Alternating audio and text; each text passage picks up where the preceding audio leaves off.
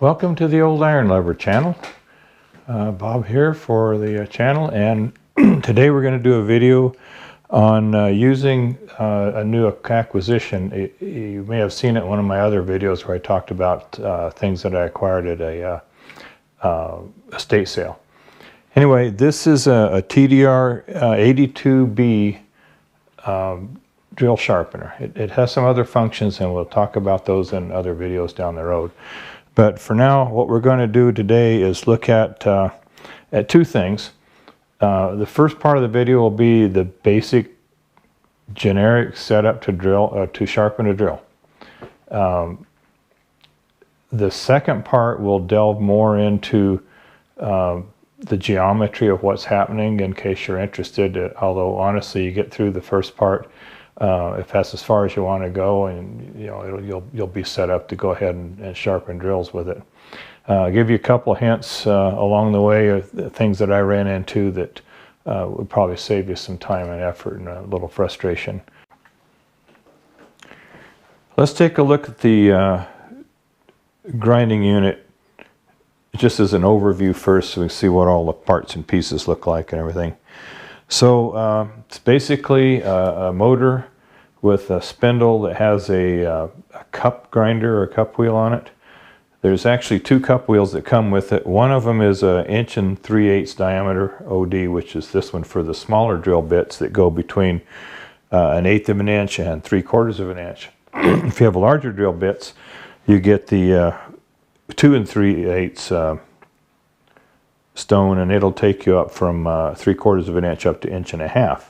Which is one of the things I got this unit for, is because it could do my larger drill bits, where some of the others kind of crap out at 1/2 inch or 3/4 of an inch. So on the front of the unit, we have a power switch and a fuse, and we have a handle on this side that moves the wheel in and out. And over here is a stop. As this thing slides in and out, you don't want to have it sliding too far and take things into the wheel. So you can set that stop to control how your travel goes. Basically, once everything's up on top here, you're just passing this back and forth across the inside of the wheel. The base of the unit is this base plate here. All the other things bolt up or clamp onto this in some fashion. If we have the standard smaller drill bits, we get a collet, a drill collet like this. It just opens up to accept whatever drill bit, and the flutes will line up with these two little marks here, and there is a wedge, and if you have the small collet, you use the large wedge, and that takes up the distance to get the drill bit more or less centered on the wheel. And basically you clamp it in like so, pass the grinder back and forth on it, flip it over, do the same thing. If you have a larger drill bit, then you use the small wedge and the large collet, and this is the one that takes you up to 1.5 inches. Same thing, it's got alignment marks on it, and it sets up the same way. The lower wedge is to account for the larger diameter of the drill, so it's still in the center of the grinding wheel.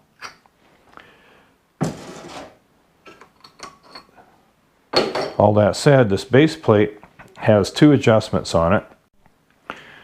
The first adjustment is a height adjustment, and it's you take this horizontal line here, and it lines up with one of these three lines on this block, and they're in the nomenclature of the owner's manual. These are C1, C2, and C3, and the higher the block goes, the smaller the relief angle on the drill. And there's a lot more detail to that we'll talk about in the second half of this video. But for drilling or grinding normal drill bits, we line it up with the C1 place, and then we'll go to the top of this thing for the fine adjustment.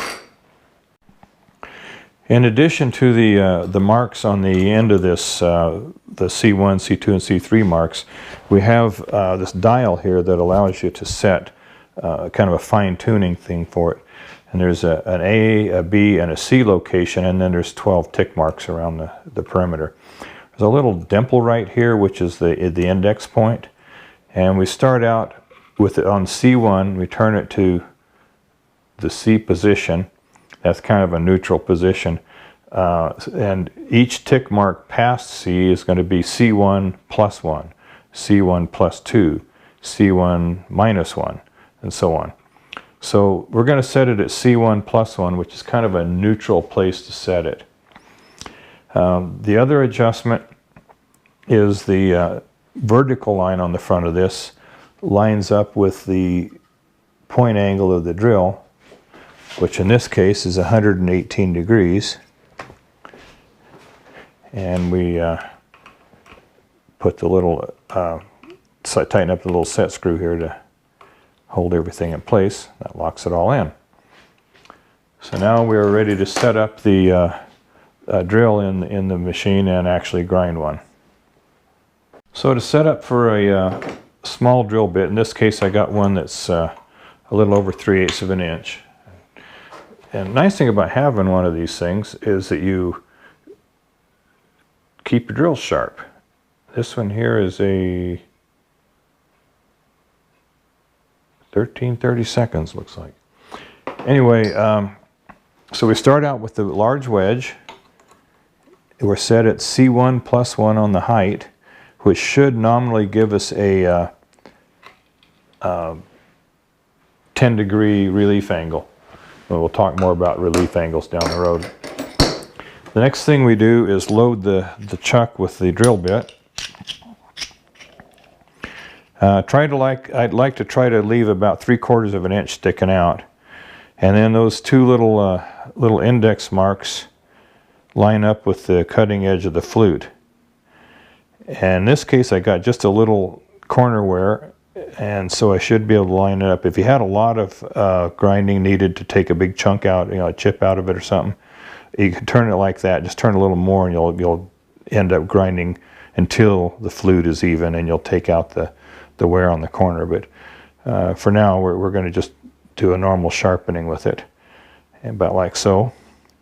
It's not critical if we're off a little. And the reason I pick a number, I like say 3/4 of an inch of stick out, is that kind of determines how we have to set this the travel rod, the stop. And we want to not have to keep readjusting that. So if I just use the same number all the time, it works pretty well. So when we put it on the base, we're going to have the corner of it line up with this little pin here and the side up against this fence. And we're going to get it in the ballpark. I'm going to use the little crank on the side, bring it in close. I'm going to turn on some light here. There we go. We're going to bring the wheel in close. And I'm going to turn it on.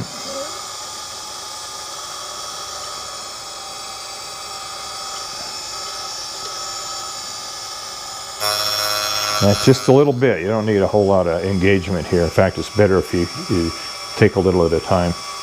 One hand holds the collet in place, and the other hand kind of slides us back and forth here.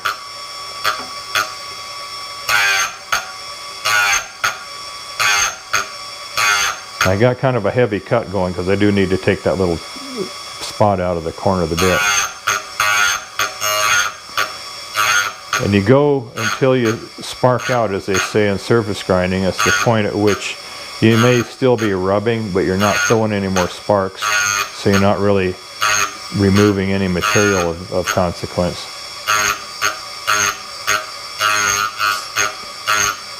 And if you're just touching up a drill bit, this will go pretty fast. But I'm all sparked out there. And flip it over, do the other flute.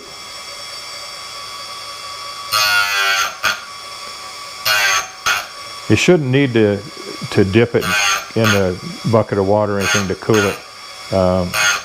It doesn't. It has enough time between the passes to keep it cooled down. It's not removing a huge amount of metal, so.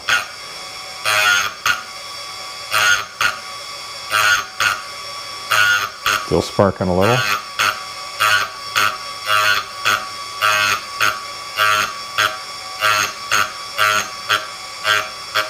There we go. So that's what it looks like when we're done. It's like my little corner piece is fine. The flutes are nice and straight. Everything looks like a real drill bit should. By the way, if you don't get that stop adjusted right, you wind up adding these nice decorative elements here on your collet where you run into the grinding wheel. So that probably worthwhile to take your time and get that set. Does a nice job. We'll take it over the drill press and try it out here in a minute. Okay, we got it set up in the drill bit. I did, just to speed things up, put a pilot hole in.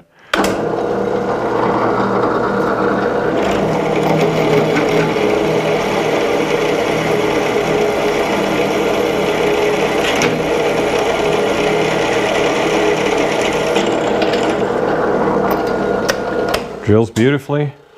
If you noticed, it was throwing a curl off of both flutes, so everything should be, the point should be nice and even, and I think we got a good drill bit here. Didn't take long to sharpen it, even though I was taking the time to take a little extra bit off of the corner.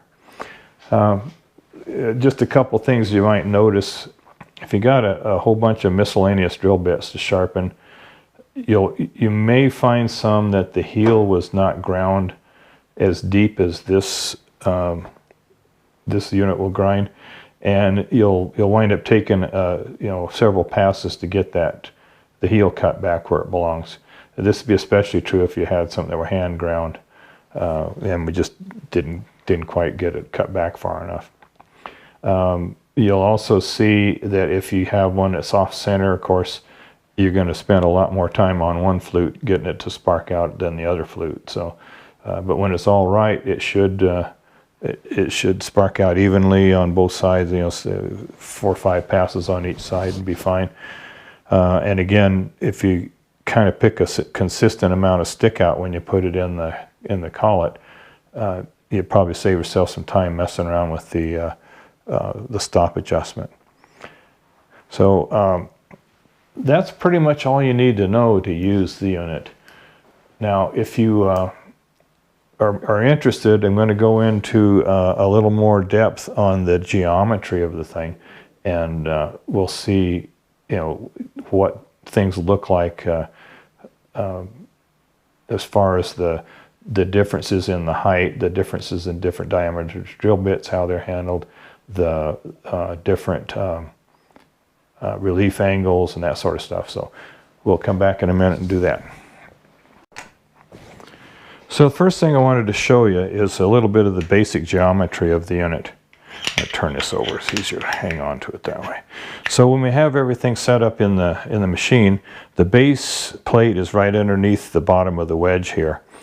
And you notice it's sitting at an angle, but the alignment lines for the drill flutes are parallel to the bottom of this. And the effect of all this is that since this side of the collet is fixed, it doesn't go anywhere, it's the same thickness all the time, this edge of the drill bit is always going to be in the same place, but as the drill bit gets bigger, the point of the drill bit is going to be moving up the ramp. And of course, as you widen up to hold a bigger drill bit, the point is going to traverse up this way. Well, what that has the effect of doing is raising the point of the drill bit. And if you remember what I told you earlier, as you raise the drill bit as it relates to the wheel, you get a little less relief angle. I got some drawings here to show you. We can kind of piddle in here, but it's easier to show you on paper. By way of an experiment, I took all these covers off and measured the center of the shaft that the grinder wheel sits on down to this plate here. And then I measured from the center of the drill bit down to that same plate. And the way I did that actually was I put I did two cases. I took an 1/8 inch transfer punch, put it in the collet, set it all up, and then measured with my depth part of my dial caliper from the center of that little punch down to this base, the main base of the machine. Then I did the same thing with a 1/2 inch drill bit. Now, the measurements could be off a little bit, and that's really not the point. Really what we're looking at is the concept. So let's get the paper out and take a look at that. So when I measured these, the height, basically what I was trying to figure out is how much below the center line of the wheel the point of the drill bit is, and what's the effect of moving it up and down that ramp due to the difference in size in the drill bits. So with an 1/8 inch drill bit, here's the center line of the wheel, and I measured the difference between those two heights is 0.167, which would be the center of the point of the drill. And at the point where that line there crosses the inside diameter of the wheel, I did this in SolidWorks. I had to draw a tangent line there, and then I measured the angle of the tangent line, and it came out to 18 degrees. I didn't change any of the height settings, the C1 plus 1 type thing. Did the same thing with a 1/2 inch drill, and again, this height this time, because the 1/2 inch drill is bigger, the tip moved up slightly, and it's 0.102, so it's 65 thousandths higher than the 1/8 inch. And when I draw that tangent and calculate that distance or that angle, it's about 11 degrees. Now that it could be 10 degrees or 9 degrees or something else. This could be 100 or 105. The point is that as we move closer and closer to the top with bigger and bigger drill bits, the relief angle gets closer and closer to the nominal 10 degrees that C1 plus 1 setting is supposed to give us. The relief angle probably is going to work fairly well anywhere in that range. Now, the real question is, and I don't know the answer to this, is why on a smaller drill bit, like an 1/8 inch drill bit, they would want more relief angle. I don't have an answer for that. I'm speculating that maybe there's a minimum amount of heel clearance we need to keep the chips from building up behind it. Guess we'll never know unless somebody smarter than me tells me. The last thing I wanted to point out was just an illustration of a principle of operation of this thing, is that be sure you have the right size wheel for the drill bit you're using. If you're doing a 3/8 inch drill bit, you want to be on the smaller wheel. If you look at our drill bit, and this is the smaller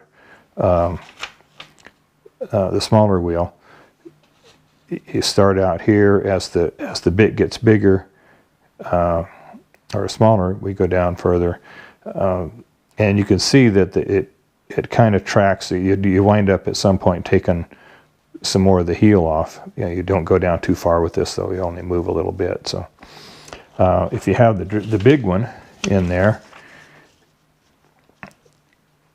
your relief angle is much less, because you're only going to move this little short bit. You never get away from that that almost vertical piece there, where here you get down into where there's a little bit of curve back this direction. Likewise, if you put a great big drill bit in there, in the small one, you're going to be grinding a whole lot of the put a big drill bit in the small one, it doesn't take very much vertical to start grinding away quite a bit of the heel. So Anyway, that's what I wanted to show you, and there's probably if I'm looking at this in kind of cross section of a drill bit, 2-dimension aspect. If you thought about it in 3 dimensions, what happens is, you're grinding against a spiraling flute. I'm not quite sure what all happens there, but that's it. Well, thanks for stopping by the Old Iron Lever channel. We should have another video or two in this series about the TDR 82B grinder. And if you liked it, give me a thumbs up. If you really liked it, subscribe. I always welcome more subscribers. And if you have a comment you think I'd like to hear, well, put that in the comment section. And until the next video, happy trails.